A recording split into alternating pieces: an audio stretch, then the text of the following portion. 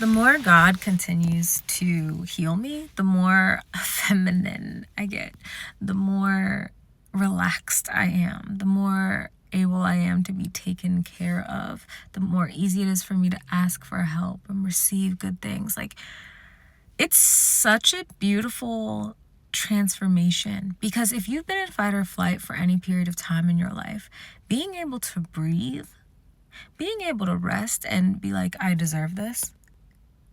So not thinking about what you need to be doing or what you should have been doing or da-da-da-da. Just resting. Asking big, bold prayers of God and being like, I'm your princess. You love me. Thank you. Because you can provide for me. You said that I'm the lender, not the borrower. So asking for money is like nothing. I'm supposed to have more than enough so I can help other people. I'm supposed to be successful. You've given me the power to generate wealth. Healing your relationship with money, that's a whole nother topic. But just not just money, y'all. Like the things that you pray for, it becomes like this ebb and flow with God. When you realize He cares about what you desire, talking to God about what you desire doesn't become this begging process or when is it going to happen process. It becomes, hey God, I'd like that. And you know He's listening, and you're like, oh, did you give me this desire? That's so sweet of you. I love having this desire. Thank you for fulfilling it. You begin to live in the end. You begin to live in Mark 11:24. And it's just so beautiful to be able to breathe and enjoy life. I literally did not know what life was. You begin to get confident in who you are and all your flaws and what has made you you and weaknesses, whatever.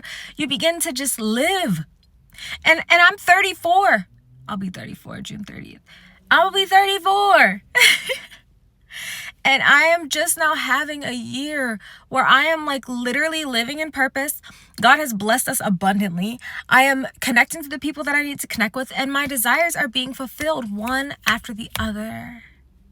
It's all blurring together because God just keeps blessing us and blessing me. And I just don't think that it's like, oh, like, well, you know, God was like withholding it from you until like this and time. And that does happen.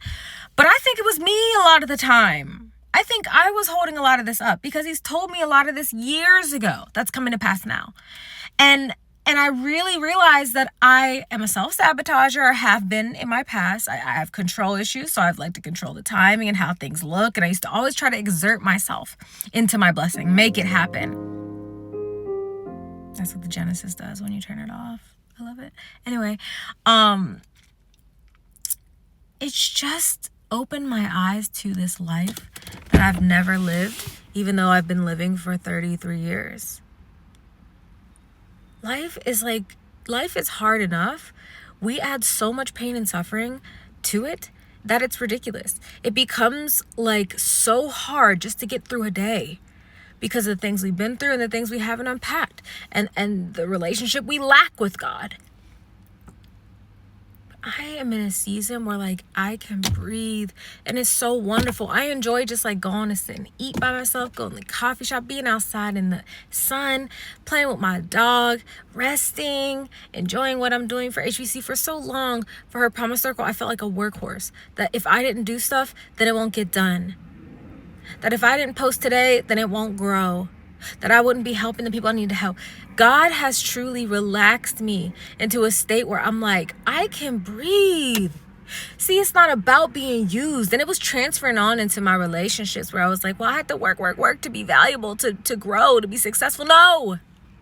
Rest. Rest is where most of the things that have to happen will happen. If you pray for a thing, believe it's done. If you can't rest without relaxing, we need to work on that. And I just thank God for this knowledge that He's given me, that I can help impart this to women that I work with. Sis, we need to regulate your nervous system so you can have the capacity to hold the things you're praying for, because He has them for you. I was studying Psalm 21, and it was talking about it said, and the Lord meets him with good blessings. And I looked that up in Hebrew. I always look up in Hebrew because it gives you so much more. But I was looking it up, and it says to meet in the Amplified version. And when I looked up the Strongs, it said to go ahead of, to prepare, to go forward. Good things. And that meant to benefit, to satisfy. God has gone ahead of you to ensure that you are satisfied in this life. And I know that goes against your religious mindset because everybody thinks you got to suffer and struggle. And I did that for so many years. And don't get me wrong, life is still going to happen. Troubles are still going to come. But the majority of my day, the majority of my days, weeks, months this year, and I lost my brother in January suddenly, have been peaceful, loving, joyous, hopeful. For anyone who has been through a thing, or you have been in survival mode for so long that you're like, what even is this life? You're complaining, you're irritable, you're anxious, you're worrying. It feels heavy. Life feels heavy every day. You don't want to get out of bed sometimes. I'm telling you, when you get close to God and begin to trust Him with good things in your life, you begin to relax out of the things that you have been holding up on your own. You let Him work on the things. And I talked about this in the podcast that I just filmed on. It's with Aisha. It's called Between You and Me, and it's so good. It's beautiful. She has women come on there and share their stories. And I'm just so grateful to be able to share on the other side of this, because I know what it was like before. I know what life was like before. It was so hard, and I wanted to give up so many times, not just on the business, not just on the ministry, not just on my relationship with God, but in life. I wanted to give up. I didn't want to do this anymore. But baby, I stand here in a blessing, in an abundant season, telling you it does get better. And if you lose hope,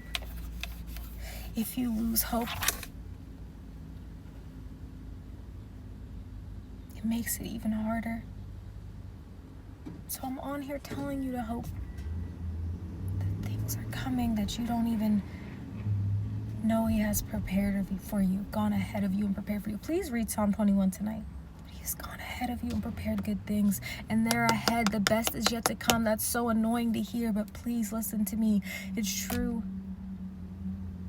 And I'm living proof. I'm living in it. I'm sitting in it. I didn't even know life could be this way. That you could actually live in healing.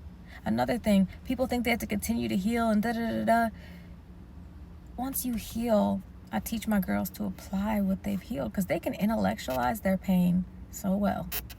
And I try to tell them, who has taught you how to live out this healing? So you've gone to therapy, you've done all the things. Who's taught you how to live in your healing? And that's what I do. Help them integrate the things they've learned into their lives. So, the best is yet to come.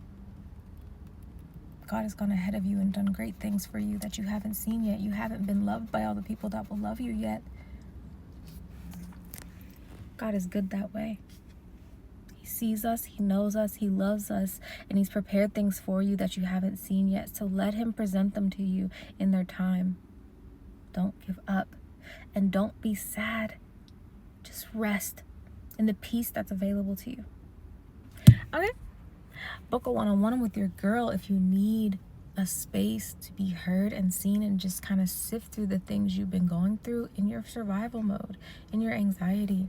I also do purpose coaching and Christian wellness coaching. So hit your girl up. Also, join her Promise Circle. We do Bible study, prayer calls, Christian Girl Book Club, all the things. You need community. You need people to speak into you like this. Like this. Okay? Love you and have a wonderful day.